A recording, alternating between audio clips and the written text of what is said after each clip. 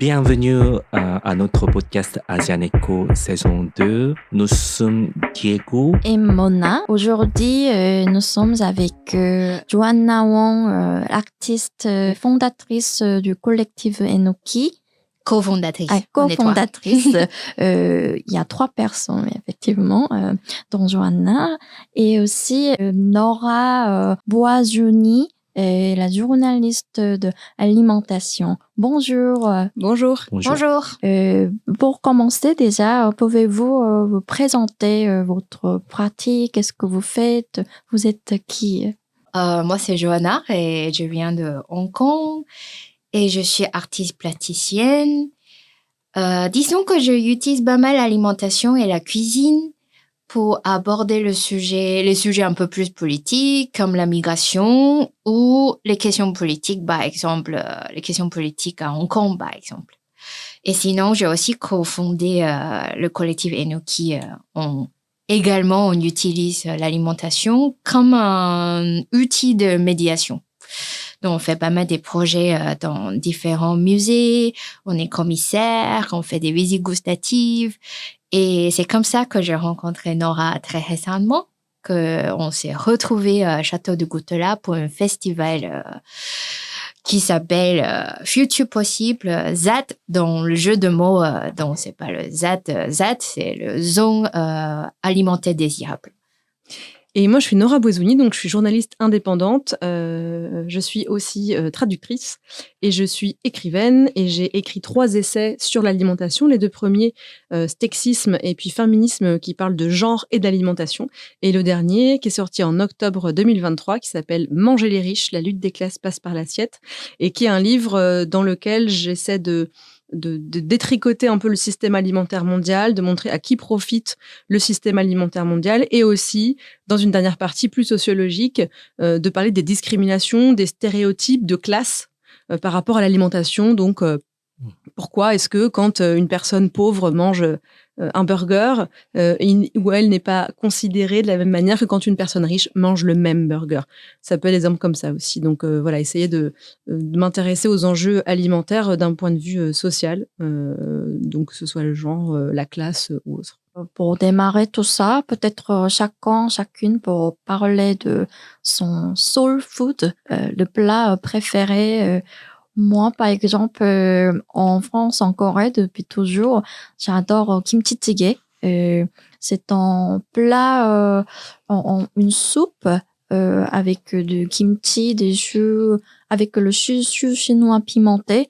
Par contre, j'ai pas trop envie de appeler chou chinois, mais en tout cas, c'est chou chinois pimenté. Et puis, on cuit dans une soupe. Mais j'adore particulièrement ce qui reste de la veille. Donc, c'est plus salé parce qu'on a cuit beaucoup et puis qui reste. Donc, je sais pas, mais ça me renvoie toujours des mémoires. Quand j'étais petite, à la maison, il n'y a pas grand-chose à manger. C'est juste parce qu'on n'a pas bien préparé. Et du coup, on a réchauffé le plat qui nous reste. Et puis, quand je mangeais, j'étais toujours contente. Alors, mon soul food, ça va être chamchi jumokbap, qui est une sorte de boule de riz, en fait, composée des algues noires qui est un peu partout et qui englobe aussi le boule de riz. Et on a aussi on met aussi dedans des thons et parfois des kimchi pour la variété. Après, ça fait un bon repas. J'adore ça aussi. Du coup, j'ai préparé et j'ai partagé avec les amis français. Et j'ai remarqué qu'en fait, pour les Français, avec thon, mayo ou thon, fromage blanc, c'est pas perçu en plat très super. Peut-être c'est un plat pour les étudiants. Ouais, on peut se placer, on peut le bas s'il y a hiérarchie entre les nourritures. Mais peut-être parce que en France, on n'a pas du tout de tradition de street food. Ah oui, c'est vrai. En fait, en France, on mange à table. on s'assoit, on mange, ou bien même au travail, on est assis, on mange. Et en fait, en France, il n'y a pas de nourriture. Alors, il y a le jambon beurre, le sandwich, ok, mais c'est tout. Toutes les autres nourritures qu'on mange en France, c'est des choses, on ne peut pas les manger dans la rue, debout, rapidement, pas cher et tout. Et tu parlais des onigiri, et onigiri, c'est aussi, ça coûte pas cher, tu le manges, t'as pas le temps, c'est nourrissant, ça remplit le ventre et tout. Et il y a un côté réconfortant. Et en France, c'est vrai que vu qu'on n'a pas cette tradition, on a évidemment des trucs mondialisés, genre des hot dogs, des burgers et tout. On peut avoir aussi des falafels, enfin des kebabs, des choses comme ça, ou de la pizza. Mais en fait, moi, j'ai jamais vu personne manger une pizza dans la rue. Alors que vous allez dans plein d'autres pays, les gens peuvent manger une part de pizza dans la rue. Quand vous allez dans certains pays asiatiques, vous voyez la street food, mais partout. Enfin, on mange en marchant. Voilà. Et en France, on ne mange pas en marchant. C'est même mal vu, en fait. Oui, il y a une question de classe, non? Les gens bien élevés de bonne famille ne mangent pas en marchant, ne mangent pas dans la rue. Et de respect de la nourriture. Donc, en fait, c'est tellement culturel, cette idée qu'en France, on mange en étant assis. Même sur un banc et tout, c'est compliqué. Il faut qu'il y ait une table, en fait. On a vraiment ce truc de manger à table. Donc, ça m'étonne pas ce que tu dis, parce que les nourritures qui sont des nourritures qui se mangent vite et qui peuvent se manger debout et tout, elles sont très déconsidérées. Elles sont pas considérées comme quelque chose de sophistiqué, élégant, ou élégant, ou en tout cas qui soit un peu plus... Ouais, c'est quand même très déconsidéré, c'est mal vu, quoi. C'est sûr que c'est... Et c'est marrant parce que quand tu dis justement, c'est un peu comme de la bouffe étudiante, on voit comme c'est péjoratif de dire de la bouffe étudiante. Alors que quand tu vas au Japon, moi j'y suis allée plusieurs fois et on se rend compte que tout le monde mange des onigiri. Enfin, je veux dire, n'importe qui de n'importe quelle classe sociale va au 7-Eleven acheter des onigiri. Il y a des hommes, les hommes en costume. Enfin, je veux dire, tous les niveaux de vie, les gens de tous les milieux sociaux, en fait, vont manger des choses similaires sur ces choses qu'on peut manger facilement, quoi. Ah c'est vrai. Ça me rappelle en fait une fois quand j'étais encore à l'école, j'ai demandé est-ce qu'on va manger peut-être des pizzas, burgers, mais dans un restaurant plutôt kebab. Et puis moi j'ai pensé que on mange sur place parce qu'il y a la table effectivement, mais en fait tout le monde a dit que tu veux manger dedans parce que c'est triste. On prend ça, on emporte et on va se poser dans un parc. Du coup, en fait, j'ai pas du tout compris à ce moment-là, mais pourquoi c'est triste? Il y a la table, on peut s'asseoir, on peut manger, on peut discuter. Pourquoi on vous s'assoit dehors, en fait? En même temps, il n'y a pas street food, mais ils ne veulent pas manger dans un restaurant qui n'est pas vraiment un restaurant. C'est ce dont on va parler, je pense, pendant ce podcast. C'est comment certaines gastronomies, certaines cultures alimentaires sont à ce point déconsidérées qu'elles ne valent pas la peine de s'asseoir et qu'il faut surtout pas leur donner leur respect, du respect en les mangeant à table et qu'en fait, elles ne valent pas mieux que d'être mangées ailleurs. Et c'est ça qui est assez frappant. Disons que je veux lancer la balle en parlant de mon soul food. Toi, je viens de Hong Kong, c'est le sud de la Chine. Avant, on était colonisé par les Anglais, maintenant on est rétrocédé à la Chine, donc c'est super compliqué politiquement. Mais le sud de la Chine, le canton, en fait, on adore le botang. Qu'est-ce que c'est? En fait, c'est un bouillon. On croit que ça, c'est un petit peu proche de coréen. Je pense, dans la cuisine.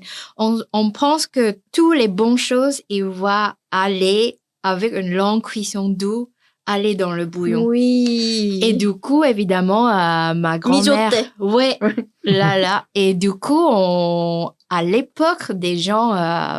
ma grand-mère, c'est un peu vieille l'école, hein, tu vois, du coup... et on prend le bouillon clair et laisse les ingrédients. Et du coup, avec ce logique-là, en fait, évidemment, il y a plein d'Européens qui disent que mais il y a rien. Parce que en fait, le hiérarchie de bouillon et soupe, c'est complètement à l'inverse de la logique européenne. En Europe, plus c'est épais, plus c'est mixé, plus la soupe, le velouté. Quand le mot velouté, en fait, ça veut dire très épais, en fait, crémeur, plus c'est supérieur. En fait, en Asie, c'est plutôt, en tout cas, le cas de Hong Kong, c'est plutôt le contraire. en fait, c'est comme tous les essences, tout le ginseng, comme en Tout à Corée, fait. le poulet, ça va aller dans ce bouillon translucide et on prend l'essence de ça. Et du coup, évidemment, ça réchauffe le corps et c'est légère. Et du coup, parfois, ça m'a déjà arrivé, je fais beaucoup l'effort de faire un bon temps, bouillon clair, là, avec de baies goji, avec, évidemment, on a aussi l'idée de cuisine médicinale. Dans médecine chinoise, tout qui est bon, qui est aussi bon pour le corps. En fait, c'est très, en fait, il n'y a pas vraiment, c'est très vague, en fait, il y a une grande porosité. Est-ce qu'on est en train de soigner ou est-ce qu'on est en train de régaler? Mais en tout cas, quand on rentre chez mamie, il y a toujours ce bouillon. Très souvent, par exemple, nous, ça, c'est aussi évidemment l'objet de racisme. Parce qu'on utilise beaucoup les pieds de poulet. Dedans, il y a complètement beaucoup de collagène. C'est 0 déchet. Mais évidemment, chaque fois, tu rends à ton frère. Il y a toujours un Français qui a dit « Oh, mais regarde, qu'est-ce que c'est exotique? Il y a un morceau de pied de poulet dans le rayon. » Et après, évidemment, quand tu es une personne racisée, tu fais semblant que tu n'es pas là. Tu n'es pas en train de longtemps ça parce que tu as une autre pratique alimentaire qui est différente. Et du coup, tu n'es pas là. Et même si tu as déjà écouté ça 10 000 fois, à côté de congélateur, à ton frère, évidemment, ça. Mais en fait, j'ai plein de copines maintenant, elles essaient de récupérer pain ox, des bons boucheries pour faire un bon broth. C'est prouvé que c'est très, très bon pour la santé. C'est une source de collagène, c'est très bon pour les femmes et tout. Disons que ça, c'est mon soul food. Mais ça commence à lancer le bal sur toutes les questions de pratiques alimentaires différentes. Du coup, ça pointe vers le racisme, quoi. Mais moi, mon soul food, ce serait la pizza. Donc, pas du tout en lien avec les origines de ma famille. Parce que ma mère est bretonne et blanche et mon père est d'Algérie, il est kabyle, donc pas du tout en lien avec ça. Ma mère ne faisait pas de pizza à la maison, mon père non plus. On mangeait des pizzas surgelées, comme beaucoup de gens. Mais j'aime beaucoup la pizza parce que déjà, je trouve ça, c'est la cucina povera, donc c'est quelque chose qui coûte pas cher normalement à faire. C'est hyper inclusif. Tout le monde peut manger de la pizza parce que c'est très versatile. On peut faire une pizza avec ce qu'on veut dessus. Donc, c'est vraiment chacune met ce qu'il ou elle a envie. On peut faire de la pizza sans gluten. On peut faire de la pizza sans lactose. Enfin, c'est une base et après, on peut la décliner. Et puis, c'est aussi quelque chose qui réconforte beaucoup. Et pour moi, c'est aussi quelque chose de très festif. Quand on est avec des amis, on commande des pizzas. Et puis voilà, c'est facile, on va les chercher, et puis c'est chouette, quand on en commande plein, on les découpe avec des ciseaux, et puis on les mange, et puis c'est toujours un moment festif. Ou bien, c'est aussi une manière de me réconforter. Quand ça va pas bien, je sais que manger une pizza, je vais mieux tout de suite. Et j'en mange une entière à moi. Je déteste quand les gens commandent des pizzas et que j'en ai que la moitié, parce que j'ai toujours faim, et j'adore la pizza. Donc souvent, les gens, ils sont là, alors on est 4, on en commande 2, je suis là. Non. On est 4, on en commande 4 en fait, des pizzas, vous me prenez pour qui? Au pire, je ramène chez moi, doggy bag. Mais voilà, donc c'est la pizza. Mais du coup, par rapport au sujet de ce podcast, la pizza, elle fait partie de la gastronomie italienne. Et la gastronomie italienne est une gastronomie qui, en France, est super respectée, que ce soit des choses comme la pizza, ou bien de la gastronomie italienne haut de gamme, gastronomique, 3 étoiles. Les Français, les Blancs, sont prêts à dépenser beaucoup d'argent dans une pizza. On le voit à Paris, où les gens vont dépenser 26 € dans une pizza. Et moi, ça me... Pâte au levain, quand même. Ouais, mais parce qu'il y a pâte au levain, puis il y a de la truffe, ou bien parce qu'il y a une super mozzarella, et puis il y a de la viande très chère, de la charcuterie. Avec Truffe, quelque chose comme ça. Ouais, souvent c'est truffe, 26 €. Mais en plus, c'est même pas, c'est pas de la vraie truffe. Mais en tout cas, ça c'est intéressant de voir que un pays comme l'Italie, où il y a la cucina povera dans le sud, donc la cuisine pauvre, où avec beaucoup de restes, beaucoup de légumes, pas beaucoup de viande, et et la cuisine du Nord qui est assez différente. Mais dans tout le pays, il y a aussi de la street food en Italie. Et donc, cohabitent plusieurs types de gastronomie, de la, entre guillemets, moins sophistiquée à la plus sophistiquée. Je parle vraiment d'un point de vue étoile ou d'un point de vue technique ou quoi, ou du choix des ingrédients. Mais en fait, cette gastronomie-là, en France, elle est extrêmement respectée, elle n'est pas du tout péjorative, elle n'est pas du tout dénigrée, et elle est étoilée aussi, quoi. Et donc, et sur les bouillons, je voulais rebondir sur ce que tu disais, parce que je trouve ça hyper intéressant de comparer avec la culture française de la soupe ou de velouté.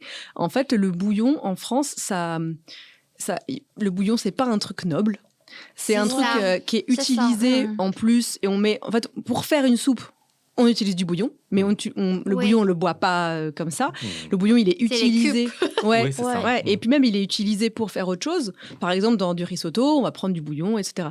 Mais dans la cuisine française, plutôt dans l'histoire de la gastronomie française ou des cultures alimentaires françaises, le bouillon, c'est un truc de pauvre. C'est un truc de paysan. Et les paysans, ils mettaient du lard, un tout petit peu, parce que la viande, ça coûtait cher. Et donc, c'était souvent du pain dans le bouillon. Et puis, le bouillon, il fallait qu'il soit un peu gras pour être nourrissant. Mais le bouillon, c'est vu encore comme un truc de paysan. Alors que les riches, plus la soupe est épaisse et plus elle est grasse, plus ça montre qu'ils ont de l'argent parce qu'ils peuvent mettre plein de choses, et notamment de la viande dedans. Donc, les bouillons clairs, les bouillons qui sont pas gras, c'est vu comme inintéressant parce que, et effectivement, comme tu le disais, on a moins cette culture en France, de la culture française, de mettre certains ingrédients, le côté médicinal aussi, et cette variété qui existe avec les bouillons dans plein de cultures, notamment les cultures asiatiques au sens large, où le bouillon a une place quand même ultra importante, quoi. En France, le bouillon, donc il y a quelques... en fait, le bouillon, j'ai l'impression qu'on en parle depuis quelques années, uniquement en France, sur les livres healthy. Oui, c'est ça. D'un point de vue un peu diététique, mais aussi zéro déchet. Et ça, c'est vrai que c'est intéressant. Du point de vue zéro déchet, il y a ça aussi qui se développe en mode, en fait, utiliser les légumes qui sont pas jolis, les épluchures, les herbes, les restes, les carcasses de la viande, les épluchures. Donc, ça se développe, mais pas dans une perspective purement de gourmandise, plutôt dans une perspective écolo ou diététique. C'est très drôle parce que je sais pas si, j'imagine, on a tous l'expérience ici d'aller, par exemple, dans un restaurant vietnamien. Et en fait, selon notre culture, qu'est-ce que c'est la gourmandise? Par exemple, je sais pas si vous avez remarqué très souvent quand on est asiatique, très souvent, on prend un pho. Et les Français, ils prennent très souvent un bobon. C'est parce qu'en fait, le voile de bouillon... Enfin, en fait, je pense que le bouillon, c'est pas un truc qui le fait saliver. Ouais. Et maintenant, sauf si on est avec une personne racisée en couple, comme on verra mon mari tout à l'heure, il va passer fait coucou. Je pense que maintenant, il prend très souvent les soupes, les bouillons, les feux, les soupes de nouilles. Mais je pense que ça vient pas tout de suite, je pense. Tout à fait. En fait, j'ai quelques expériences parce qu'on croche en fait les questions. Du coup, je décris ce que j'ai mangé. C'était souvent la soupe. Et du coup, en fait, on connaît pas du coup le nom de plat. Du coup, je dois expliquer comment je fais. Et la réponse, c'est souvent du coup, c'est du bouillon. Et c'est là, flat. Là, c'est sûr qu'il y a des gens qui disent... Il n'y a pas trop de goût, non? Ouais, c'est ça. Du coup, même si je parlais pas bien français, déjà, j'ai senti un truc péjoratif dedans, de cette réaction. Bouillon, c'est comme une soupe. Du coup, c'est du bouillon. Ou les légumes asiatiques. Oui. Ou souvent... Parce que c'est flat. C'est une noodle, quoi. Et quand je propose effectivement manger des faux ou manger du soupe, en fait, aussi les jeunes, ils disent que tu veux de la soupe, là. C'est souvent cette réaction-là. Du coup, j'ai compris de plus en plus, il y a un contexte autour de soupe, le bouillon, parce que maintenant, je salue tous les jours avec mon voisin en dessous. Le monsieur, il est retraité, mais par contre, lui, il m'a dit, moi, je mange que de la soupe. J'allais justement dire qu'il y a aussi l'idée que c'est un truc de vieux. la soupe et le bouillon aussi. C'est genre, quand on est malade, on mange du bouillon. Il y a le chicken broth américain qui est quand même dans la culture, Oui. dans les bien-être. films, dans Ouais. les séries. C'est quand quelqu'un a un rhume, on lui apporte du chicken broth et c'est vraiment avec des nouilles ou pas, mais c'est C'est le chicken c'est broth aussi une classique. série Quoi. Ah oui, de ok. self-help books. Ah ouais. Chicken soup. C'est des Bah, petites voilà. histoires healing. Bah, c'est ça, c'est vraiment la soupe de Ah poulet, oui, c'est vraiment complètement. dans la culture anglo-saxonne et anglophone, c'est vraiment considéré comme le Oui. truc quand on est malade et Mm. qu'on mange pas autrement. Et le bouillon, c'est aussi le truc où la soupe, une soupe claire en France, on va dire, moins qu'un bouillon, plutôt une soupe claire, bah ça va être j'ai pas trop faim, ou bien c'est un repas léger le soir. Oui. Ça va pas être mangé le midi. En fait, le midi, les Français blancs, ils vont pas manger un Ouais. bouillon, quoi. Mm. Déjà, une soupe, on va manger un truc à côté en plus. Mais si on parle vraiment de bouillon et pas de soupe, c'est quand même pas la même chose non plus. Le truc de midi, c'est très intéressant parce que je pense que généralement, nous, on a la culture de bien manger, c'est manger chaud midi, mais pas croquer un tout fort. Ah oui. Et ça, c'est je vrai. pense que c'est une différence culturelle, non? Oui, oui, tout à fait. On mange pas souvent des foies, en fait. Et il y a même pas un concept, tu veux manger salé, sucré ou foie au chaud, parce que c'est souvent chaud. Ah, En fait, moi, toujours chaud. moi, tu préfères vraiment chaud. Pour moi, un bon repas, c'est réchauffé. Ah, c'est intéressant, ça. J'avais Oui, j'étais moi. pas, ouais. Et aussi, je pense que dans des contextes parfois, ça revient aussi des commentaires parfois racistes aussi. Parce que dans certains endroits, je pense que historiquement, il n'y a pas toujours l'eau propre. Ouais. Du coup, par exemple, mes grands-parents, mes parents, en fait, dans un restaurant, ils vont boire de l'eau chaude. Et du coup, on a beaucoup de commentaires sur ça. Parfois, les gens viennent nous voir, ils disent oui, les Asiatiques boivent de l'eau chaude. C'est Mais pourquoi vrai. vous faites ça? C'est trop bizarre. Est-ce que ça nettoie? Est-ce que c'est bien pour la santé? Oui, mais tu vois, regarde, ça me fait penser à le midi, Mm. boire chaud. Mm. En France, personne ne boit du thé en Ah mangeant. ouais. En France, Ah oui, on c'est boit soit de l'eau Oui, fraîche, oui. soit du vin, ou bien du coca ou du jus, des trucs froids. Ah oui, personne. Et personne ne boit de Du boisson chaude. Ah oui. Bah non, mais ça Oui. c'est un truc. C'est pas. Enfin, c'est les Sinon, blancs ils trouvent ça Du absurde. café. Mais non, voilà. mais pas c'est pendant le repas. voilà, Ouais, c'est pas pendant. Donc en fait, pendant le repas, il y a aussi, et c'est marrant parce que vous disiez que plutôt le midi ce serait repas chaud, pas froid, et nous ce serait plutôt en France les deux, froid ou chaud, mais pas de boisson chaude pendant, quoi. Je connais assez peu de gens qui sont blancs qui boivent du chaud pendant le repas, alors que quand tu vas au Japon par exemple, alors je parle bien parce que c'est le pays que je connais un peu. Enfin, en tout cas, j'y suis allée plusieurs fois, mais donc j'ai pu voir aussi comment les gens pouvaient manger à table à l'extérieur. Et c'est vrai que plein de gens vont boire du thé et on te propose du thé, voire on t'offre du thé. En France, les gens sont là, quoi? Du thé en mangeant? Mais t'es là, mais pourquoi ça te semble si absurde? Moi, je trouve ça complètement con de boire du coca en mangeant, par exemple. Voilà, je le dis, hein, je juge. Du coca sucré avec des bulles et tout, je trouve que c'est complètement absurde. Et pour moi, du thé, ça me semble pas du tout absurde, quoi. En fait, ça m'a mis tellement mal à l'aise, en fait, quand j'avais l'impression que c'était un peu imposé à mon cas personnel, parce que tu reconnais peut-être la différence culturelle. Mais alors, bon, dans ce cas-là, j'ai le droit à préférer un repas, boisson chaude pendant le repas. Mais en fait, quand j'explique ça à mes amis français, en fait, ils disent non, ça se fait pas. Alors, tu choisiras ton boisson froide, coca ou pas, de l'eau fraîche. Bon, elle vient selon ton désir, mais pas question de boisson chaude parce que on n'est pas en Asie. C'est rare sur un peu.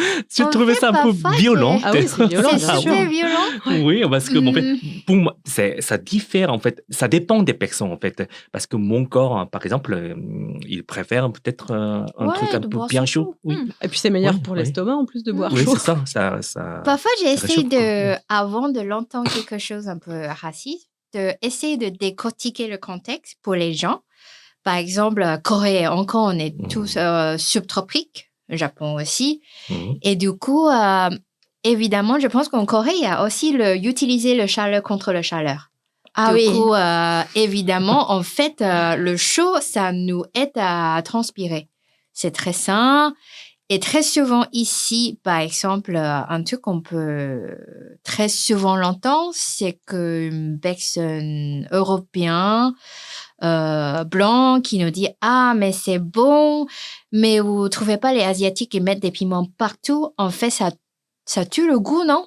On sent plus rien. » Et en fait, il y a l'idée de « Ok, c'est comme si nous, on gâchait nos plats volontairement. » Sauf que le contexte, en fait, c'est que c'est une région subtropique et en fait, c'est tellement chaud et humide et en fait, le piment, ça nous aide à transpirer et ça nous ouvre appétit et c'est presque essentiel.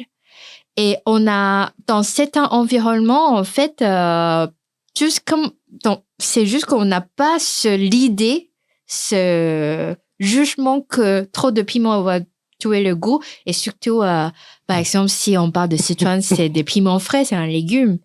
Quand on voit des filles là-bas, ils sont très connus d'avoir des peaux parfaites parce que c'est tellement riche en vitamine C.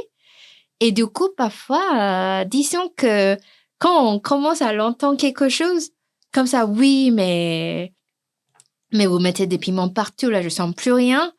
Et en fait, parfois, disons que ça nous décourage un peu de parler de la cuisine, de partager avec une personne qui a déjà un jugement assez fort. On n'a pas de cette idée que si il fait chaud, peut-être tu peux transformer ton corps plus chaud, comme ça tu sens moins de chaleur. Il n'y a pas d'idée que tu peux t'adapter à l'environnement, en tout cas en occidentaux, je trouve. C'est très unilatéral. Il faut penser vraiment, tout le monde doit penser dans une manière. Oui, c'est parce que c'est la réponse. Oui, c'est plutôt ça. Regarde vers l'extérieur. Moi, j'ai chaud, donc on va créer l'ombre. En tout cas, il faut changer l'environnement plutôt qu'il faut chauffer leur corps pour qu'on sent en fait moins de chaleur. Oui, parce que tout est un peu relatif en vrai. Je pense que tout ce qu'on a parlé, c'est juste que je pense que ça revient sur quand on sent une sorte de mal à l'aise, c'est que la personne qui vient de parler de l'alimentation, elle a l'impression qu'il y a juste une règle, c'est une règle un peu universelle. Et en fait, il connaît pas nos cuisines, il connaît très peu nos pratiques alimentaires et il connaît très peu nos environnements, comment on vit, comment on a grandi dans cet environnement. Du coup, c'est ça qui est un peu violent. Comme quand j'ai rencontré Nora, c'est pour ça que je voulais absolument l'inviter. Parfois, on l'entend quelqu'un qui dit « Ah, mais ce petit plat chinois, c'est bon, ce petit mafé, c'est bon, mais franchement, c'est pas la grande gastronomie. » Mais en fait, la gastronomie française, le sucre, ça vient d'où? Le thé, le café, le chocolat. Et du coup, parfois, c'est quand même assez dur de l'entendre.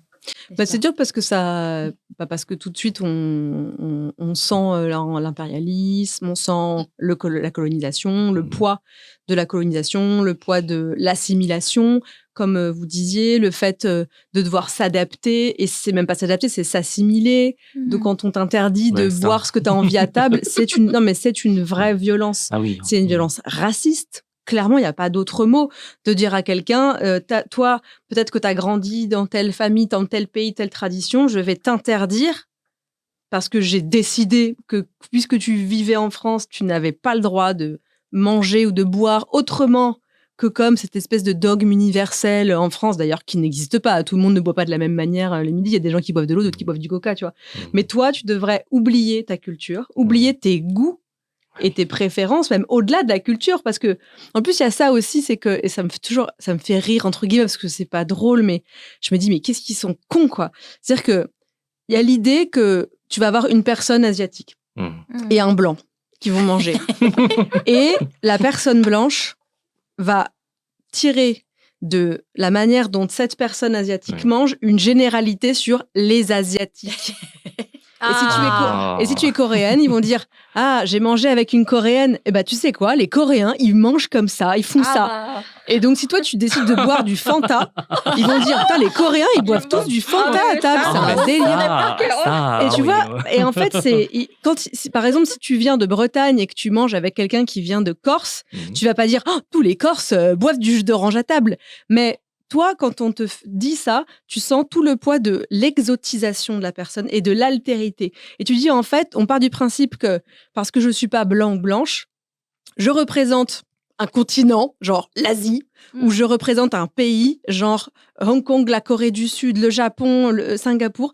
Et du coup, tu sens qu'en fait, t'es comme une bête de foire, une créature bizarre, et qu'on se dit, ah, lui, il mange comme ça. Tous les Coréens mangent comme ça. Ils sont Ah oui, bizarres, comme si on les était- Coréens. On était des insectes, je sais pas, Ouais. avec, Il y a une avec loupe comme ça. un nom latin un Bah peu, ouais. je sais pas, spécifique, nanana, cus, nanana, linné. Ouais, et du coup, et en fait, il y a ce truc. Qui a 8 pattes. C'est ça. Ouais, bah, c'est une curiosité, Oui, un peu ça, genre, oh là oui. là. Oui, Et donc, il n'y a même pas de curiosité à poser des questions, ou bien une curiosité qui est malsaine et qui peut devenir une curiosité vraiment violente et raciste. Mais du coup, sur l'assimilation, c'est intéressant parce que d'un côté, tu sais, c'est vraiment tout le truc des racistes, quoi. C'est le plat préféré des Français, c'est le couscous. C'est vrai? Ça fait, ah bah oui, ça fait Ah oui, hein. ça fait des Ah ouais. années. Couscous. C'est Et, fou. et là, ils ont voté RN. Donc les Français sont racistes, hein, on le dit. Ah Hein. ouais. Les Français sont racistes, mais ils adorent. Donc en fait, ils veulent le couscous, mais pas les Arabes. Mais Il- c'est tu tout vois, à fait ça. Et ils veulent manger coréen et pouvoir aller dire oh là là, j'ai mangé du kimchi, c'est trop bon. Tu connais le kimchi? J'ai fait du kimchi chez moi et machin. Oh bushimgae, tu connais le bushimgae? C'est trop bon. Mais ils veulent pas qu'il y ait des Coréens en Ah, tout à France et ils fait. veulent pas que tu boives du thé à table ou comme tu vois. Et ils veulent pas en fait que tu leur expliques Non. que Non. que ils ont mangé, c'est pas du tout du kimchi pour de vrai, c'est vraiment un truc qui est fait pour les blancs et qu'on te vend 25 € parce que tu t'es.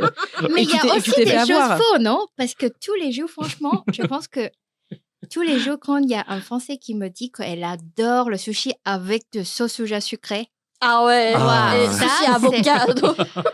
avec de l'avocat. et saumon. California roll, quoi. Oui, California Roll. Et ça, je pense que c'est un peu slap in the face aussi. Ouais, après, Ouais. parce qu'ils sont persuadés qu'ils connaissent mieux la culture que l'autre personne ou Oui, que parce mais- qu'ils ont mangé dans un resto mais coréen ça- une fois, ils sont spécialistes de la gastronomie coréenne. C'est du foutage de gueule. Enfin, on doit dire des choses franchement à un moment. En même temps, il y a un peu de tourisme à travers en fait nous, parce qu'ils veulent quand même voir ce que c'est la cuisine coréenne. Ils veulent voir la cuisine, même pas coréenne, asiatique. Du coup, quand on se voit, alors tu connais un bon restaurant asiatique? Waouh. Mais pareil, parfois, oui, j'explique oui. que le sauce soja sucré, ça n'existe pas en Asie. C'est juste sauce soja avec du sucre. Mais au bout d'un moment, au bout de la conversation, la personne quand même, et va te dit, mais c'est quand même meilleur, non? Parce que c'est trop fort, sinon. Mais c'est ça qui Ça est m'est le goût. arrivé. Ça nous a déjà arrivé très souvent. Et du coup, tous les trucs pour adoucir, par exemple, les pires choses, genre un truc de fusion, on peut manger, c'est que le kimchi, au fond de lui, il pense que ça pue, c'est trop fort, le vrai sauce soja, c'est trop fort. Et du coup, parfois, on fait un truc emporté, en fait, ils vont adoucir avec, OK, kimchi, mais c'est trop pimenté, comment on peut adoucir? Donc, beaucoup de mayo, beaucoup de crème fraîche. Et en fait, c'est gras sur gras, et en fait, c'est Ah. dégueulasse. Ouais, mais ça, c'est. Tu vois, plein de restaurants qui sont des restaurants, que ce soit asiatiques ou indiens, par exemple, ou des restaurants et des cuisines d'Afrique de l'Ouest ou quoi, vont adapter évidemment leurs plats aux blancs. Parce que, en fait, sinon, ce serait immangeable pour les blancs, parce qu'ils ne sont pas habitués au piment, par exemple. Ou bien ils ne sont pas habitués à certains ingrédients qu'ils ne connaissent pas. Donc, ça, c'est normal. Tu connais pas. Tu n'as pas grandi avec, tu ne connais pas, tu n'as jamais goûté. Donc, il y a plein de choses comme ça.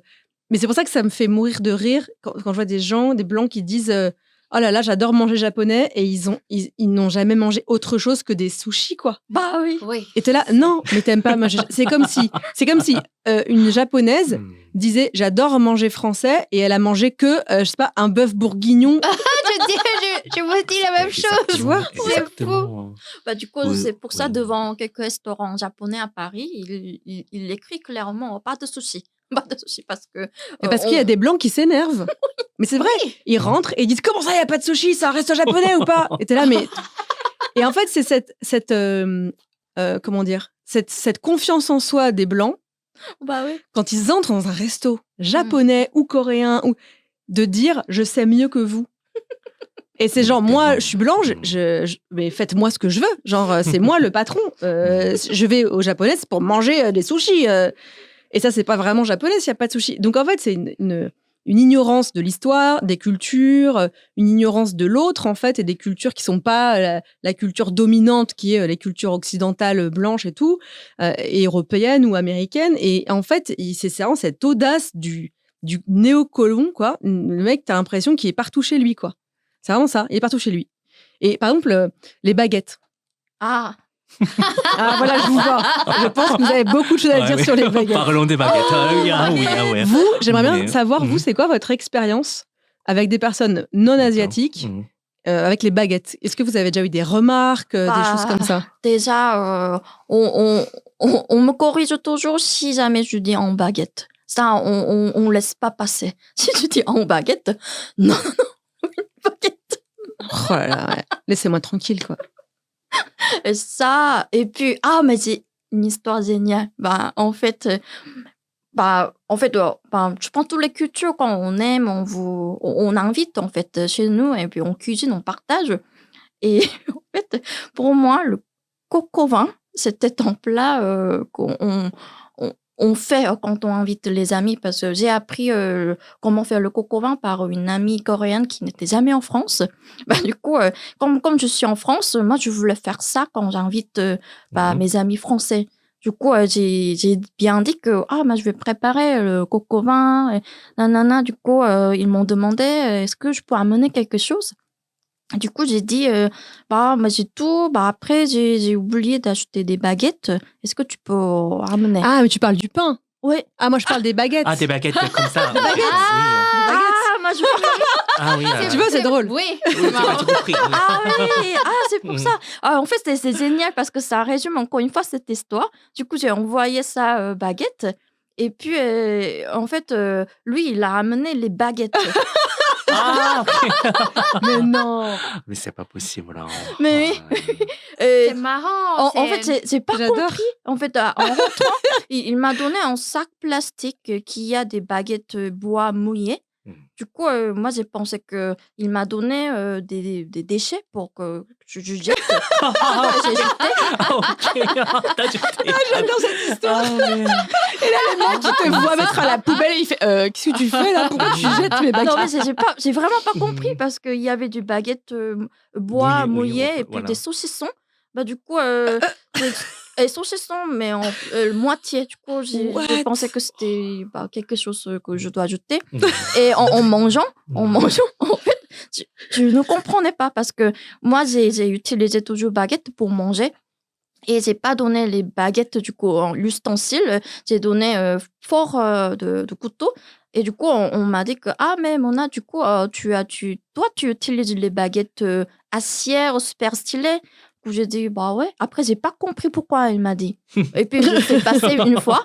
Et deuxième fois, une amie, elle a dit que, mais c'est trop dommage. Si on aurait du pain, ça aurait été parfait. Du coup, j'ai dit, en fait, c'est pour ça que j'ai demandé de ramener des baguettes, mais on n'a pas ramené. À ce moment-là, je me suis rendu compte. D'accord. Meilleure histoire. Oh, mais qu'est-ce qu'elle est. Cette histoire est géniale. C'est incroyable. Génial. Incroyable. Ouais, on a rigolé pendant 1 heure. Et puis, mais comment tu as pensé que c'était les baguettes ustensiles? Mais c'est drôle, tu vois, vraiment. Mais c'est drôle. C'est marrant parce que pour le coup, on est sur deux mots qui désignent des trucs tellement emblématiques à la fois de la culture française et des cultures asiatiques que c'est drôle d'avoir ce mot qui peut être. Ils vont manger chez une personne coréenne, donc pour eux, baguette, ça, c'est forcément l'ustensile, c'est pas du tout le pain, quoi. Alors que s'ils vont manger chez quelqu'un qui est blanc, ils vont ramener du pain et pas des baguettes, tu vois. Donc c'est moi les amis qui disent amène peut-être du vin et des baguettes, je vais pas amener des baguettes, je vais amener une pain, tu vois, je vais amener du pain, quoi. Oui. C'est vous. Mais je pense qu'il y a mais aussi c'est pas beaucoup ça. de trucs exotiques dans soit tu as un compliment, de manger avec 2 bâtons, quoi. C'est incroyable, on peut tout manger. Et c'est comme si quand on rapproche, par exemple, je suis hongkongaise, mais parfois je descends en parc, en bas, il y a une table de ping-pong. Et en fait, dès que je rapproche, je suis nulle, je ne joue pas de ping-pong. Mais quand je rapproche, les gens disent « Oh, mais je joue pas avec toi hein. Oh là là. En disant que oui, mais Bah, très c'est bien. nul, là. Je dis « Mais je connais Kung Fu en plus, tu vois. » Ah, mais Kung c'est Fu nul, ping-pong. là, comme blague. En plus, je pense qu'il y a une sorte de... je pense que le contexte de racisme asiatique, c'est différent. C'est très différent. Et il est d'abord, peut-être de loin, un peu comme une sorte de discrimination positive. Et ensuite, tu vois que c'est insupportable. Bah, c'est Grace Lee qui disait il n'y a pas longtemps, justement, par rapport au racisme subi par les personnes d'ascendance asiatico-descendante, elle disait, en fait, les gens, ils ont l'impression de te faire un compliment parce qu'ils disent « Ah, vous, les Asiatiques, vous êtes discrets, vous êtes travailleurs, vous êtes gentils, vous êtes polis et tout. » Et ils ont l'impression de te faire un compliment en te disant ça, alors que c'est du racisme, en fait. Mais pour eux, c'est gentil. Ah, mais ça me sonne pas du tout compliment. Non, c'est Enfin, plutôt ouais. on enferme dans ces cadres-là. Une fois, on reconnaît, on me perçoit comme ça. Après, c'est vrai, parce que peut-être on a envie de répondre à ses attentes, ou c'est plus difficile de faire autre chose que ils nous ont déjà posé plusieurs fois sur nous. Du coup, ces jours-ci, j'essaie de travailler sur moi-même pour réagir plus fort, parler fort, mettre moi devant, parce que c'est les choses on voit pas chez les Asiatiques, en tout cas en France. Ah oui, moi aussi, je suis très intimidée, en fait, quand, puisqu'il dénote que on est plutôt poli, on se met pas en avant, on est discret. Alors, quand le moment où tu dois peut-être oser de me mettre en avant, ou un peu de, je sais pas, gueuler, en tout cas, tu m'appelles, je suis tellement mal à l'aise de faire ça, parce que, je sais pas, moi-même, je pense que peut-être c'est pas vraiment de ma nature, peut-être ici en France, parce qu'on m'a donné d'un trait un peu plutôt doux, voilà, tu dois être doux quand tu parles, en fait, mais je sais pas. Mais il y a des choses, je pense qu'on peut pas, disons que, comme on peut pas changer nos physiques, évidemment, quand on sort de Champs-Élysées, même si on vit ici depuis 15 ans, même si, disons que moi, je m'identifiais comme migrant et je suis migrant. Je suis arrivée en tant qu'adulte. Mais je pense aussi à tous mes amis qui sont français et l'origine asiatique. Et je pense que c'est encore plus violent pour eux qui sont nés ici quand ils sortent de Louvre. Eiffel Tower, 1 euro, 1 euro. Ouais. Ça, c'est super dur, non? Ouais, t'es renvoyé directement à ta tête, à ton origine supposée et au fait que t'auras toujours une gueule de touriste, en fait. Voilà. On te renvoie à ça. T'es forcément une touriste. Oui. Tu Faut ramener les baguettes. Voilà, c'est ça. Oui, et totalement,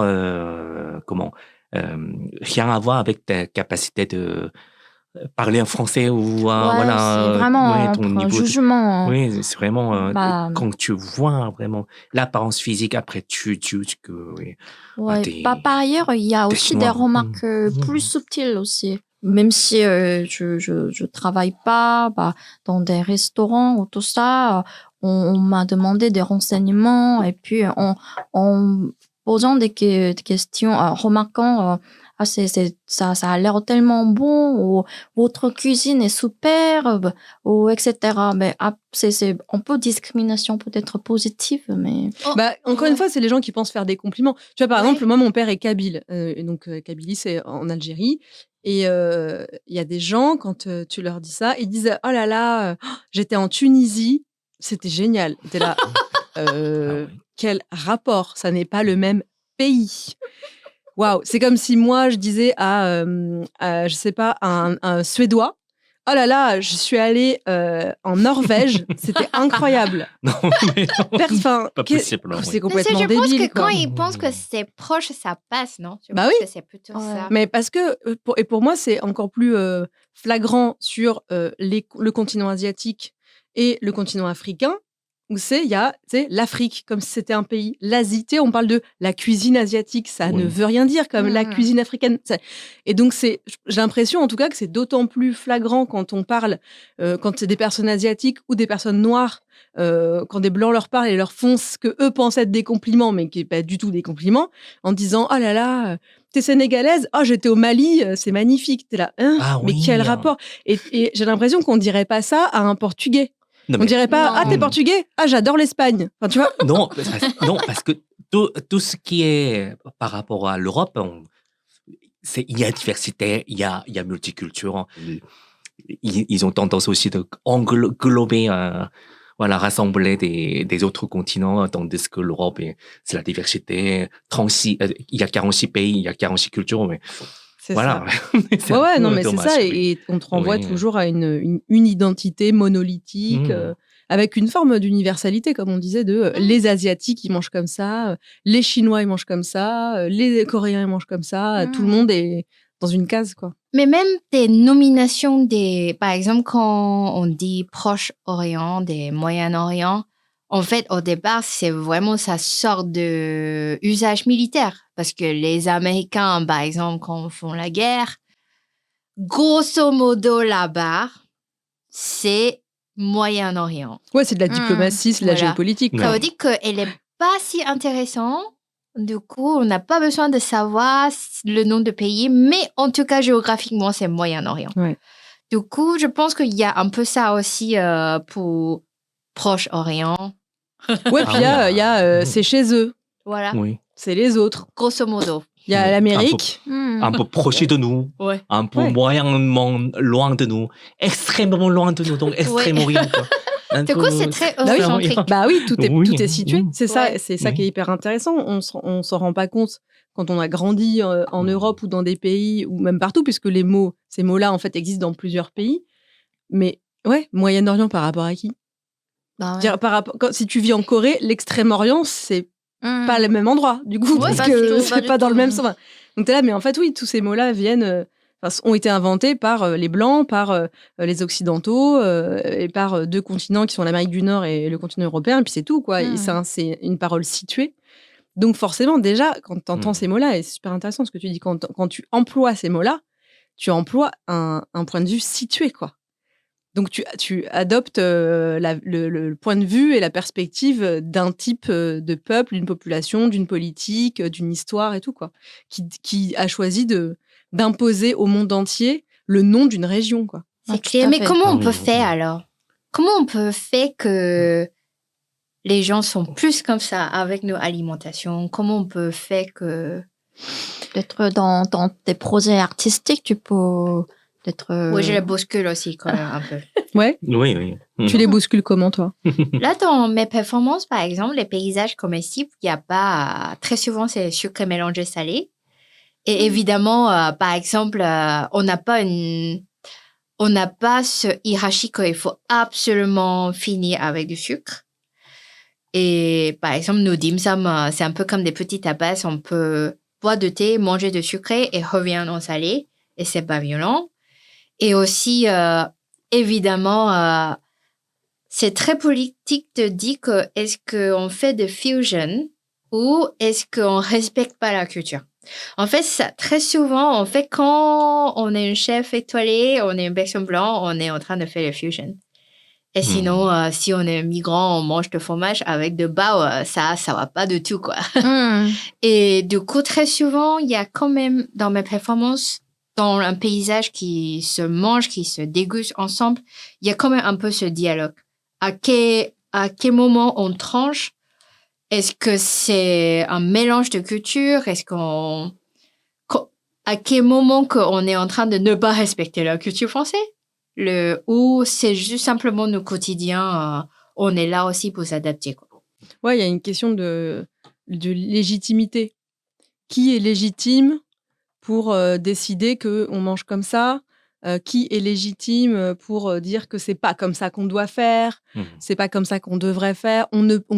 Et tu vois, alors en France, c'est encore même au sein de la France même, au sein des cultures culinaires françaises, historiques, authentiques, j'aime pas ce mot, mais bon. Mais tu vois, t'as des gens qui s'engueulent en France en disant mais non, faut pas boire du vin blanc avec du fromage, c'est pas comme ça qu'on fait. Et moi, en réalité, si on veut juste se baser d'un point de vue plutôt au niveau des papilles et du goût, mais un peu plus objectif, donc pas du goût personnel, mais le vin rouge, ça dépend des vins, mais il y en a beaucoup qui vont écraser le fromage. Et ça va pas. Alors, du vin blanc, ça peut être justement complimenter le fromage. Mais moi, je vais jamais aller dire à quelqu'un, mais t'es complètement cinglé, tu bois du vin rouge, ça se fait pas. Enfin, encore une fois, on parle de goût. Moi, je vais pas aller emmerder quelqu'un parce qu'il rajoute du pesto sur telle sauce en me disant, mais c'est pas comme ça qu'on fait. Bon. Mais et c'est très souvent un homme qui dit ça à une femme, non? Parce que c'est les hommes qui détiennent l'expertise, le savoir et tout. Et c'est pas pour rien qu'aujourd'hui, il y a plus de chefs hommes que de chefs femmes. Il y a beaucoup plus de chefs étoilés hommes que de chefs étoilés femmes. Les hommes sont plus propriétaires de leurs restaurants que les femmes. On les voit dans les festivals. Donc, c'est eux qui ont cette parole d'expert, cette influence, ce pouvoir médiatique, économique, politique. C'est eux qui cuisinent pour les chefs d'État. Il y a assez peu de chefs qui sont les chefs d'État.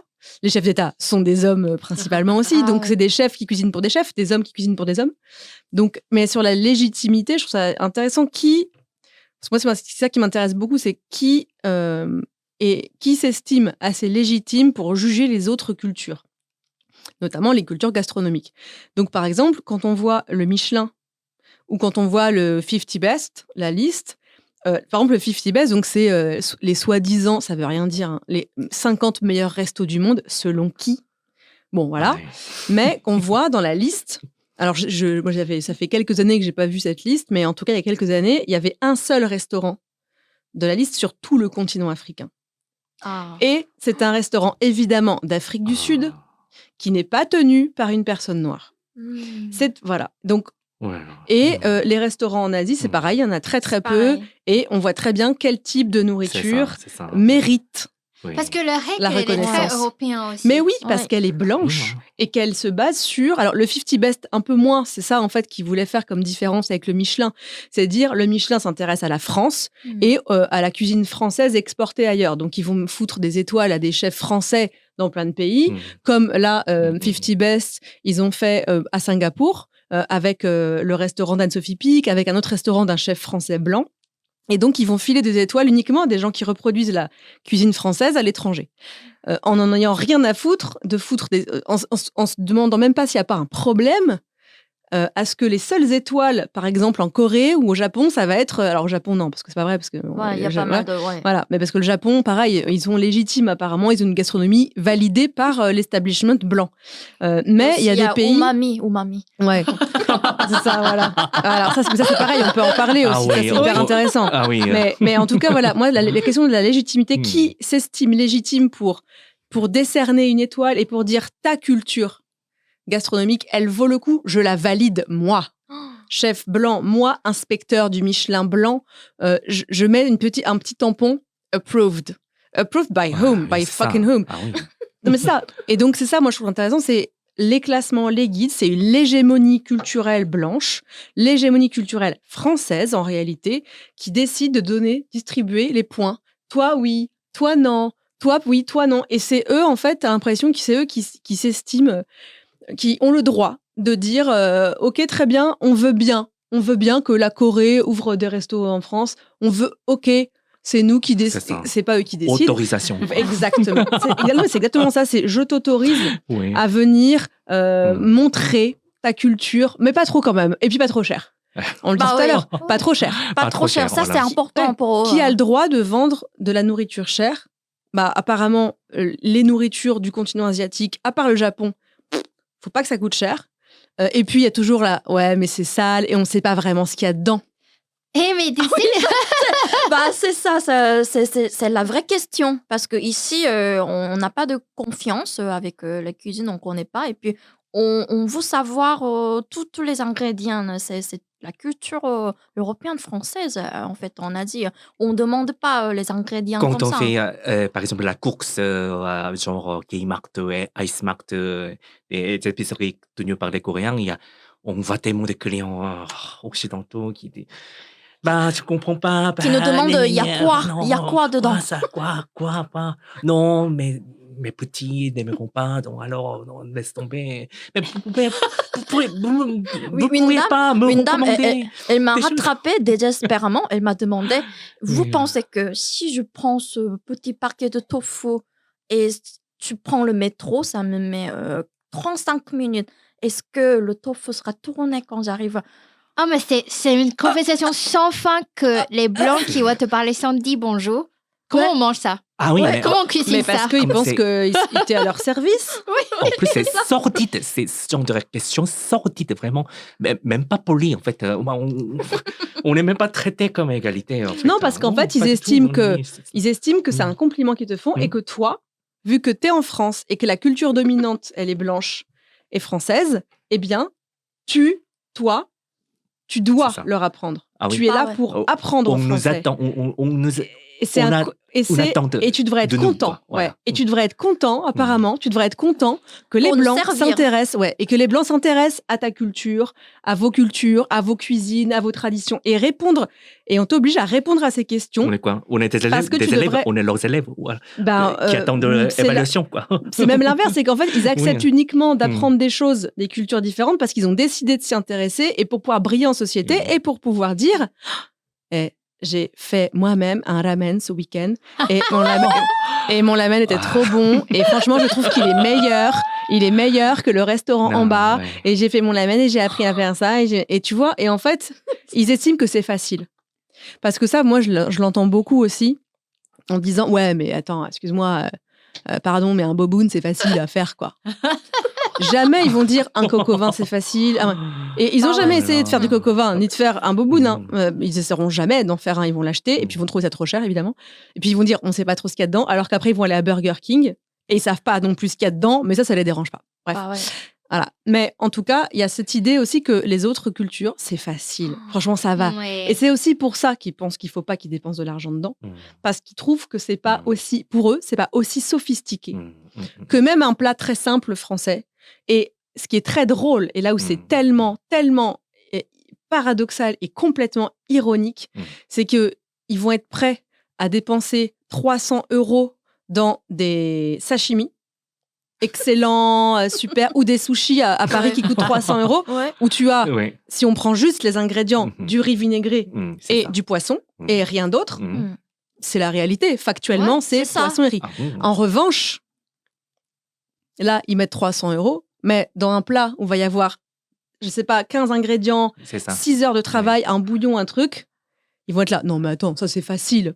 C'est Bah facile. ouais. Pourquoi ça coûte aussi cher? T'es là. Mais tu viens de manger du poisson avec du riz et t'as dépensé 300 €. C'est clair. Bah, Donc c'est encore une tellement fois, Il y a aussi le beaucoup Japon de a une trucs culture de- légitime. Quoi. Il y a des trucs de l'ambiance. Je pense que la règle européenne, c'est que il faut l'ambiance, il faut être à table, bien dressé. Et du coup, par exemple, si la musique, ça va pas. En Asie, on a tellement la culture de manger dans les bruits, on partage le table. En fait, ça va pas. On va pas dire on l'enlève ton étoile parce qu'il faut partager la table. Parce que Ah la oui, musique, c'est c'est juste ça. merdique. Mm. On n'a pas ça. Et en fait, les blagues entre nos parents asiatiques, en fait, très souvent de manger dans un truc Michelin, c'est qu'il faut manger un ramen après, tu vois. Parce qu'on est toujours T'as faim. encore faim? Bah ouais, bien sûr. C'est un tout petit truc dans une grande assiette. Et on a toujours faim, mais c'est à l'ordre de... Ça rentre dans les règles, quoi. Mais rien de penser que je ne sais pas combien de personnes qui m'a rattrapé dans un supermarché parce que j'y vais souvent à l'heure de pointe, tu vois. Du coup, quand tu es tout seul, il y a combien de personnes, je pense que je suis une salariée dans un supermarché, dis bah bonjour, comment on mange ça? Bah oui. Comment Bah, je cuisine ça? Ouais. Mm. Et quand dit, t'es une femme aussi, bonjour. même si t'es pas racisée, moi je sais qu'à Noël, mes parents ils habitent en Bretagne et j'étais acheté, il me manquait vraiment des herbes. C'est moi qui cuisine à Noël et donc voilà. Et donc j'allais à Leclerc parce que c'est le seul truc qu'il y a à côté de chez eux. Et puis de toute façon, je savais qu'il y aurait plein de choix. Donc j'avais juste besoin d'herbes et je sais plus, j'avais besoin d'un truc. Il me manquait genre du citron, un truc comme ça, du zeste de citron. Donc je suis au rayon. Donc on est vraiment 2 jours avant Noël et je suis au rayon fruits et légumes et tout. Donc c'est un très grand Leclerc et tout. Et donc il y a plein de gens. Hein, forcément, c'est les fêtes de fin d'année, donc il y a beaucoup de gens. Et évidemment, il y a beaucoup de femmes. Hein, c'est les femmes qui vont plutôt aller faire les courses parce qu'elles savent ce qu'elles vont faire manger. Ou alors, c'est des femmes qui envoient leurs copains, leurs maris ou leurs frères acheter les trucs. parce qu'elles sont déjà occupées à la maison. Et en 10 minutes, j'ai eu 2 hommes qui sont venus me voir sans me dire bonjour. Sans rien, sans... alors, il y en a un qui a dit « excusez-moi » quand même, mais l'autre pas du tout. Le premier, donc, un monsieur assez âgé, qui, j'étais tournée, et puis il me tape comme ça dans le dos. Alors lui, il me dit « excusez-moi » et il me montre une courge butternut. Non, pardon, un potimarron. Il me montre un potimarron et il me dit « comment on mange ça ?» Et je dis « quoi ? Pardon, quoi ?» Et il me dit ça, c'est comme une courge. Je dis bah c'est une courge, c'est la famille des courges. Et il me dit mais ça se mange comment ? Putain mais pardon mais va sur Marmiton quoi. Moi quand j'ai envie de trouver une recette, je tape potimarron recette, enfin merde quoi. Donc après c'est un vieux monsieur, peut-être qu'il sait pas internet, il y a pas de problème. Mais en fait je suis pas un livre de recettes.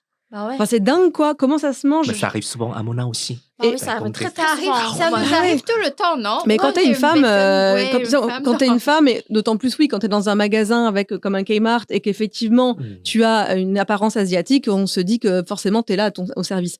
Mais donc là, le premier, il me demande ça. Et donc, je lui dis, et en plus, ça m'a fait de la peine, c'était un vieux monsieur et tout. Donc, je lui ai dit, c'est une courge. En fait, et j'avais pas que ça à faire, j'étais hyper pressée. Mais je lui ai dit, en fait, le potimarron, si vous le prenez bio, vous pouvez manger la peau, vous le mettez au four, comme n'importe quelle courge, quoi. Ou bien. Mais déjà, t'es sympa de le Mais oui, faire. je suis sympa. Mais. Et du coup, donc, je lui dis, vous pouvez aussi creuser et vous le farcissez. Avec du riz, du quinoa, de la viande et tout. Bref, et j'étais là, pardon, faut que j'y aille. Et vraiment, 2 minutes plus tard, ma sœur est à côté de moi. 2 minutes plus tard, il y a un mec qui était au téléphone avec, je sais pas, une femme en tout cas. Je sais pas si c'est sa femme, sa sœur, sa mère, je m'en fous. Et qu'est-ce qu'il me montrait ? Je sais plus, mais je crois vraiment, il était donc, comme ça en FaceTime et tout. En plus, c'est hyper fort. Elle lui disait, mais t'es où ? Tu fais quoi et tout. Et le mec me regarde comme ça. Et je crois qu'il brandit du persil, quoi. Et il fait « c'est du persil, ça !» Et moi, j'étais là, mais j'ai failli lui mettre une claque, tu vois. Et je dis « wow !» Il me dit « c'est du persil !» Mais il paniquait, en fait. « C'est du persil !» Et j'étais là « non, ça, c'est de la coriandre !» Bon, c'est pas grave, je m'en fiche. Plein de gens, ça va pas faire la différence. C'est pas mon problème. Enfin, c'est pas le problème. Le problème, c'est qu'en fait, c'est parce que je suis une femme qui me dit ça. Alors, à la fois, il a raison de pas choisir un homme, puisqu'en fait, en France, ce sont à 83% les femmes qui font à manger, et c'est les femmes qui ont plus de connaissances que les hommes sur ça, parce qu'en fait, on attend d'elles qu'elles le fassent. Mais à la fois, en fait, il me demande du temps, il me demande de lui apprendre des choses gratuitement, et surtout, il pense que j'ai plus de temps, et que tu vois, et que lui, il a pas besoin d'apprendre la différence entre du persil d'accord, il a pas besoin d'apprendre à faire comment on cuisine du potimarron, parce qu'il aura toujours quelqu'un, que ce soit sa femme, sa mère, sa sœur, sa coloc ou une inconnue dans un Leclerc. Il va jamais apprendre. En fait. C'est ça, il y a un côté un peu gratuit. En fait, avec la cuisine, généralement, on aimerait apprendre ça gratuitement, les recettes, on aimerait manger gratuitement, en tout cas moins cher, et avec surtout les cuisines non françaises. Oui, et puis alors ce que vous disiez sur le fait que des inconnus blancs viennent dans les marchés, les supermarchés asiatiques, et vous disent que je fais quoi avec ça ? Et en fait, c'est ce que je trouve hyper intéressant et très violent, c'est que si vous répondez, je sais pas, allez voir sur Internet, ou bien si vous répondez, mais en fait, je suis pas à votre service, quoi, je fais mes courses, me dérangez pas. Là, il y a des gens qui vont vous dire, moi, j'avais une démarche sympa. Moi, je m'intéresse à votre culture.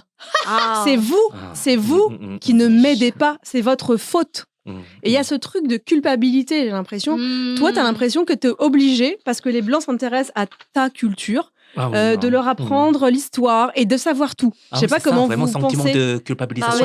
Il y a un mot comme ça, il y a un mot pour ça, non ? Je sais pas. Parce que, par exemple, c'est pas notre devoir d'expliquer ça. Ouais. Mais, en fait, c'est un peu ça, j'ai l'impression. Que tu es censé leur expliquer toute ton histoire et que tu dois connaître tout. Allez, raconte-moi l'histoire de la Corée. Et t'es là, comment ça ? Ok, la Corée, vas-y, fais-moi rapidement. Et t'es là, mais j'en sais rien. Tu connais pas on me demande même, c'est quoi les altitudes de Ah ouais, d'accord. Mais ouais, on a Wikipédia, quoi. On a un pépé comme ça, là, au festival, qui nous dit qu'est-ce que tu manges à la maison et ton mari, vous cuisinez quoi ? Et au bout d'un moment, je dis, mon mari, il est français. Et du coup, ce pépé, il m'a dit français au français, l'origine, quelque chose. Forcément, forcément, on a un mari. Pas pareil avec différent. mon copain aussi. On me demande du coup, tu manges tous les jours les plats coréens? Oula. Sans aucun contexte. Je mange quand même souvent, mais peut-être pas tous les jours. En tout cas, je mange pas les Coréens tous les jours, même en Corée. Du coup, et le Mais bon, comme les Blancs, ils mangent pas, les Français, ils mangent pas des plats français, enfin, je veux dire, n'importe quoi, tu vois. Enfin, non, mais tu vois, en fait, c'est ça, c'est qu'on attend des personnes racisées qu'elles soient un peu les ambassadrices Mais de leur culture. je suis traumatisée avec ça. On me sert comme une ambassadrice de la culture asiatique. Je représente pas déjà toutes les cultures asiatiques, mais on essaie de servir des knowledge, des connaissances, et aussi on voudrait profiter ma cuisine, on voudrait profiter mon travail. On aimerait que j'amène. Apprends-moi des mots. Comment on dit ça en coréen? Comment on dit ça en coréen? Mais Ah, vous c'est aussi- marrant. Faut aussi parler des gens qui tatouaient les mots, Oh, qui comprenaient pas. ça doit être tellement drôle, ça. Oui, je connais une personne qui a tatoué le mot chaise. Mais non. Oui. Et J'arrête- il pensait que c'était écrit quoi? En fait, c'était dans une Destin. soirée aux Pays-Bas. Mm. Et en fait, j'ai essayé de l'expliquer que c'est une chaise. Et elle m'a dit non, en fait, ça veut dire Ouais. qu'on était avec la racine. Je sais pas pourquoi, peut-être. Elle a pointé sur un truc. Quand elle a tatoué, elle a dit tatoue-moi un truc qu'on était avec la racine. Bref. Et elle est déjà au troisième panne. Du coup, j'étais gentiment en train de dire ça veut dire une chaise. Et en fait, le moment elle a compris, ça veut dire une chaise, elle a pété un cap. Ah bah ouais. Mais quelle idée de tatouer un mot juste parce que c'est joli, esthétisant et tu comprends ouais. pas le long, tu vois. Ouais, mais c'est ça. idée. Mais c'est encore cette idée que cette culture, en fait, elle est validée parce que c'est joli, c'est tout, quoi. Et que tu veux pas connaître. C'est comme l'appropriation culturelle, tu vois. C'est ah bah tiens, je suis blanche, je vais faire des cours de danse du ventre. Et je vais être payée pour ça, et j'en ai rien à foutre de l'histoire de cette danse et des cultures, et tu vois, c'est comme les blancs qui vont ouvrir des boutiques de dim sum, et en fait ils en ont rien à foutre ils veulent juste gagner de l'argent, surfer sur une vague, par exemple sur le fait qu'il y a beaucoup de restaurants coréens qui ouvrent depuis quelques années à Paris. T'as des blancs qui vont ouvrir des coffee shops. Même- tu sais. Est-ce que vous Même avez Monoprix, des il y a des- expériences dans des restos asiatiques, mais gérés par un blanc? Et quand on rentre, par hasard, ils nous regardent mes réactions. Qu'est-ce que je trouve ces cuisines? Une fois, en fait, le patron, il est venu me voir. Moi, j'ai mangé en ramen. Qu'est-ce que vous trouvez ça? C'est bon ou pas? Oui, Oh là avec là. toute l'angoisse en même temps. Si je dis un truc, c'est... Pourquoi il y a autant d'importance, en fait? Moi, si je vais dans un resto français en Corée, mettons, Mm. et que je mange un plat très français, et qu'on me dit alors, et ça se trouve, j'ai jamais mangé ce plat avant, en fait, tu vois. Genre, moi, je pense que je crois qu'il y a plein de plats très français que j'ai jamais mangé. En plus, je mange plus de viande depuis longtemps, donc il y a plein de plats viande que tu vois. Et donc, je vais être là, genre, je sais pas, enfin, c'était bon. Et pareil, tu représentes la culture. Qu'est-ce que vous attendez de moi? Tu parlais de Monoprix. Oui, Monoprix, parce qu'il y a maintenant, il y a des rayons un peu fast-food, il y a des onigiri vraiment... Qui coûtent 7 néfastes, € là. vraiment. C'est des blancs, et c'est des blancs qui Et des qui l'ont fait. bibimbap, ils nomment un bibimbap, mais c'est pas bibimbap, ça. Oui, mais justement, et tu vois, et les blancs, ils vont dire qu'ils ont déjà goûté des bibimbap. Et Monoprix. Ouais, Oui, mais parce qu'ils sont persuadés. Ouais. Il y a des poulets, il y a un peu d'épinards, après, ils mettent kimchi dedans, mais kimchi, Il y a on mélange toujours pas en carottes, bibimbap. Oui, carottes, salade, après, parcume. après, on mange ils pas nomment comme ça, ça. ils nomment ça bibimbap. C'est comme le Pokéball. Enfin, tu Oui, vois, Pokéball. Oui, à Hawaï, Pokéball, c'est vraiment pas- le mélange. parfait exemple de Bah oui. non-cuisine. Et puis c'est pas À du 100%. tout comme ça. Enfin, c'est pas du tout ça, un Pokéball. Un Pokéball à Hawaï, le poké c'est juste du poisson. Il y a pas 50 ingrédients avec des carottes, des courgettes, des tomates, des haricots. Enfin, t'es là, genre c'est pas possible. Et donc je suis certaine que t'as des blancs qui, quand ils vont à Hawaï et qu'ils mangent un vrai poké, et ils se plaignent, comme on disait sur les blancs, comment ça, il n'y a pas de sushi, Ouais. c'est pas un resto japonais. Oui. Ils savent mieux que toi, en fait. Et le bibimbap, je suis sûre que tu as des blancs qui vont te white-splainer. Ouais, c'est ça, oui. Et le white-splaining culturel, ça c'est fou, quoi. Sur la bouffe, c'est dingue. Ils vont t'apprendre à toi qui savent sur mieux. ma propre culture. Ouais, en plus, Oui. ils font tellement confusion entre Corée et Japon. Puis voilà, il y a des marques, même chez Monop, c'est marqué cuisine coréenne, mais ça, ce qu'ils vendent, c'est quoi là? Wasabi ou non, maintenant. Oh, c'est l'Asie. Wasabi. Mais Ce grand vraiment, pays. Quelle Asie, tu vois. L'Asie, c'est forcément un pays, mais l'Europe, c'est le continent, quoi. Bah ouais, ah bah oui, bien sûr. Ouais, toutes les cultures du monde, en fait. Toutes les cultures du monde sont rassemblées en Europe, en fait. Et ils savent mieux. Oui, c'est ça. Je crois, on Oui. arrive jusqu'à la fin par rapport au temps. Donc, la dernière chose, est-ce que vous voulez parler il y a une dernière chose que vous voulez parler? Moi, il y avait une chose, Vas-y. je voulais qu'on en parle un peu, c'était sur le tofu. Et c'était sur l'expression soy boy. Ah Je voulais oui, qu'on en parle. entendu. Ouais, parce que en fait, j'en parle dans mon deuxième livre, Mm. parce que dans le deuxième, il s'appelle donc Sexisme, en finir avec le mythe de la végé et du viandard. Et donc, je parle de pourquoi les femmes et les hommes mangent différemment en France, mais en fait, dans tous les pays du monde, il y a des très grosses différences en termes de régime alimentaire. Par exemple, les hommes mangent partout plus de viande que les femmes, boivent plus d'alcool, les femmes mangent différemment. Et je parle dans le livre des stratégies que les hommes végétariens ou véganes mettent en place pour ne pas être moqués, pour ne pas être raillés par les autres hommes qui, eux, mangent de la viande. Et donc, les stratégies, c'est ne pas passer pour des sensibles. Oui. Par exemple, des hommes végétariens vont dire « Moi, j'ai arrêté de manger de la viande parce que la cruauté animale, Ouais, c'est ça. j'ai pas envie de participer à ça, c'est trop cruel. » Et s'ils disent ça à d'autres hommes, oh, ah ouais, t'es une gonzesse, t'es sensible, Ouais. machin. Donc, pour pas avoir ces remarques-là, ils vont faire croire qu'il y a un truc très philosophique et rationnel, parce que l'homme, c'est la raison. Les femmes, c'est le sensible dans les stéréotypes de genre. Donc, en fait, ils vont faire ça. Et lié à tout ça, donc cette idée qu'un homme sensible est pas un vrai homme, il n'est pas viril, et ben il y a cette expression soy boy, donc garçon soja, qui désigne aujourd'hui, donc qui est sur internet, dans beaucoup de forums et tout, qui désigne deux choses. Premièrement, le plus souvent, qui désigne un homme qui va soit prendre la défense des femmes et qui va dire bah ta blague elle est misogyne, c'est nul, pourquoi tu voilà. Ou bien un homme qui va dire moi je suis féministe, ou bien je suis donc t'es là, soy boy, ou bien ça va être comme ça qu'on désigne un homme asiatique. Et derrière cette expression, il y a l'idée que un homme qui mangerait du soja, donc un homme végétarien, c'est ça. Mange forcément du soja et c'est pas un vrai homme, donc c'est dévirilisant et donc c'est évidemment misogyne, puisque si t'es pas un vrai homme, t'es une femme, et être une femme c'est une catastrophe, c'est horrible. Donc, et ce que je trouve intéressant, c'est que derrière, encore, si on creuse encore, il y a ce stéréotype hyper raciste, hyper asiatophobe, des hommes asiatiques qui ne sont pas des vrais hommes. C'est pas viril. Voilà, qui sont pas virils, qui sont pas féminins, etc. Et moi, je trouve intéressant, si on peut en parler un peu, je trouve, d'avoir vous... Oui, cette idée est très véhiculée en France maintenant aussi. Surtout Soy Boy, ça vient des fachos, c'est beaucoup véhiculé donc, parmi les fachos américains, en fait, maintenant, c'est bien.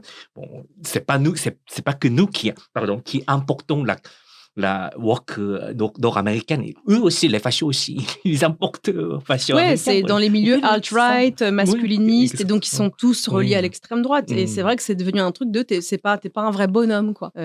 Et en Corée, en fait, le tofu, en fait, on déconseille c'est quasiment aux hommes parce qu'il y a beaucoup d'estrogènes. Oui, alors c'est ce mythe total qui est un mythe, mais c'est incroyable.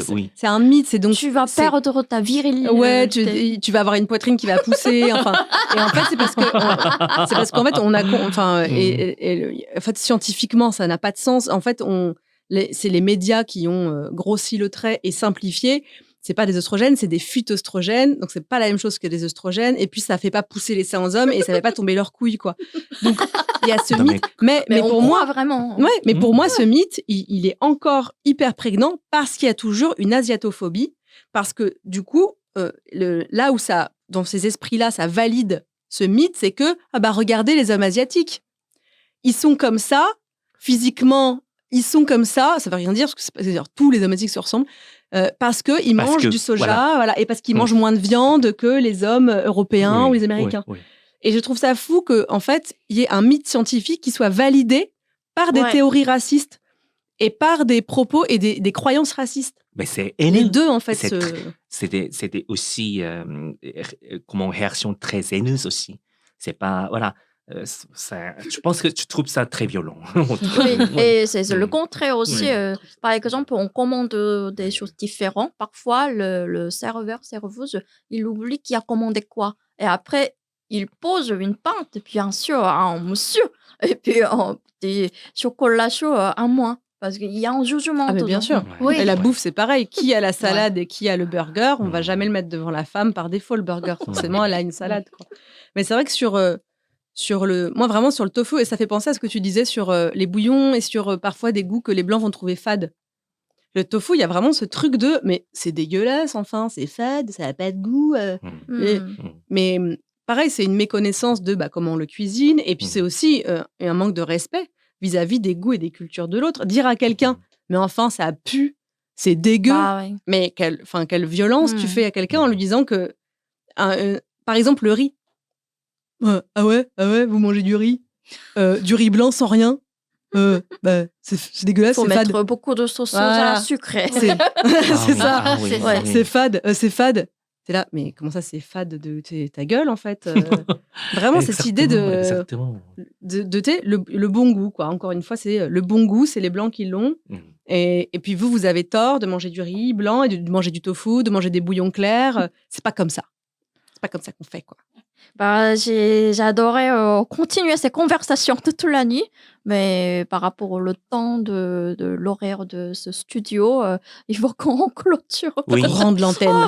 On doit être toujours réveillé, rester réveillé de cette discrimination. Après, faut commencer à parler un jour, voilà, pour faire avoir conscience. C'est ça, oui. Donc, merci beaucoup, Nora et Joanna. Aujourd'hui, on clôture très rapidement, mais merci et à bientôt.